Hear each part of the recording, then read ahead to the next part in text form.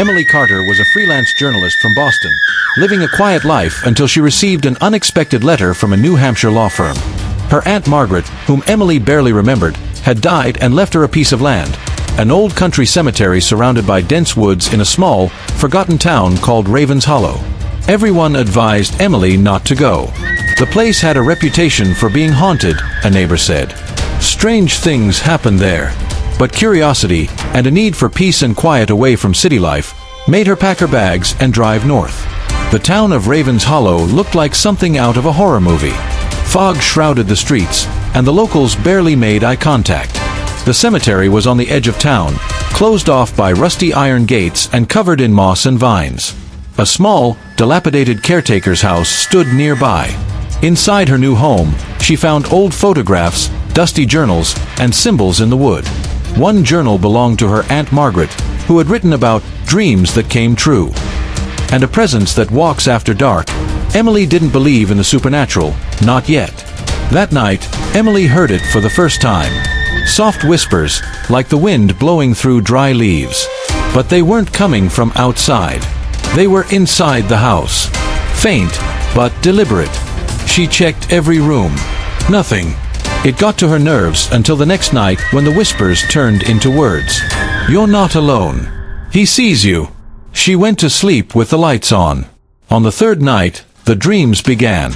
She saw herself walking barefoot through the cemetery, moonlight dripping off the marble heads. A shadowy figure stood near a particular grave, an unmarked stone with strange symbols. Emily always woke up at 3:15 a.m., drenched in sweat, panting. She marked that grave the next morning.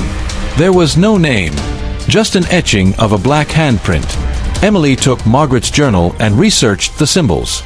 They were neither Christians nor pagans. They were Middle Eastern, old and powerful. A professor at the local college agreed to meet. He turned pale at the sight of the drawing. "This is not something you want to play with. It is a sigil of a genie, a being of smokeless fire, bound to this earth. It is not bothering you. You have awakened it." Emily laughed nervously, but her voice trembled. The nights grew colder. The furniture moved on its own. Footsteps echoed when no one was walking. One morning, she saw claw-like scratches on the wall, the words spelled out. She wanted to run, but something held her there. Something inside her. The whispering voice in her head, now familiar, urging her to dig an unmarked grave. She gave up. In the middle of the night, shovel in hand, Emily stepped into the cemetery. Thunder was roaring above. The ground felt warm beneath her feet. She dug and dug until she found the box, wooden, scorched, wrapped in chains and bound with Arabic inscriptions. She freed it, and the earth screamed. The chains opened on their own. A shadow emerged from the box, tall and flickering like fire. Eyes like embers. It didn't move like a man. It slipped. Emily couldn't move. She was paralyzed with fear, and something else, the connection. The Jinn whispered in her mind. "Your blood woke me. Now we are bound." It wasn't the attacker. It was choosing her. In the days that followed, Emily changed. She couldn't sleep. Her eyes darkened. Animals avoided her. The townspeople saw her and crossed the road. The Jinn held her reins. She was given gifts. She could now see shadows that no one else could. She heard voices from outside, even predicting death, but there was a price. For every gift someone disappeared in the town. The town council met him with torches and demanded he leave. One shouted, "You brought back the fire demon," but before they could burn down the caretaker's house, it burst into flames. Without a match, the Jinns guarded it.